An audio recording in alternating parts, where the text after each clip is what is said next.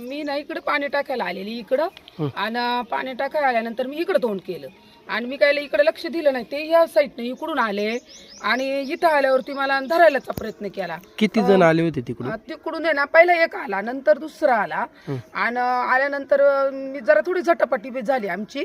तर झटापटीमध्ये त्यांनी काय ते बोलायला लागले, मी आडायला लागले मोठमोठ्याने. तर एवढी समजे बाहेर आली. बाहेर आल्यानंतर त्यांनी काय केलं, मी इथं खाली पडले. खाली पडल्यानंतर ते बोलले हाय तेवढं ते काढून चल चल लगेच काढ.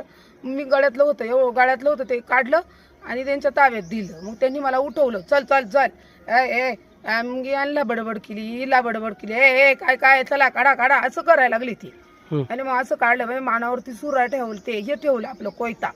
एकाच्या हातात कोयता होता, एकाच्या हातात ऊस होता, एकाच्या हातात सुरी होती मोठी.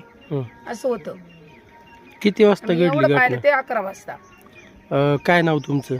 मुक्ता रावसाहेब डेरंगी. ते कुठल्या भाषेमध्ये बोलत होते? ते मराठीतूनच बोलत होते. कापून टाकन ठेवणार नाही, ए माझ्या चत घेऊन ये चल असं बोलायचे. ते बडबड करत होते, ते आडायचे. आम्हाला तर शांतच केलेलं होतं. नंतर आम्हाला कोंडून टाकलं नंतर त्यांनी. आणि कोणाला सांगायचं नाही, कोणाला फोन करायचा नाही असे बोलले ते. मग रात्री पोलीस वगैरे आले होते का? हो आले होते. त्यांनी काय तुमचा पंचनामा वगैरे केलाय का? हा ते बघून गेले ते आज परत येणार आहेत पोलीस. पंचनामा करायला येणार आहे.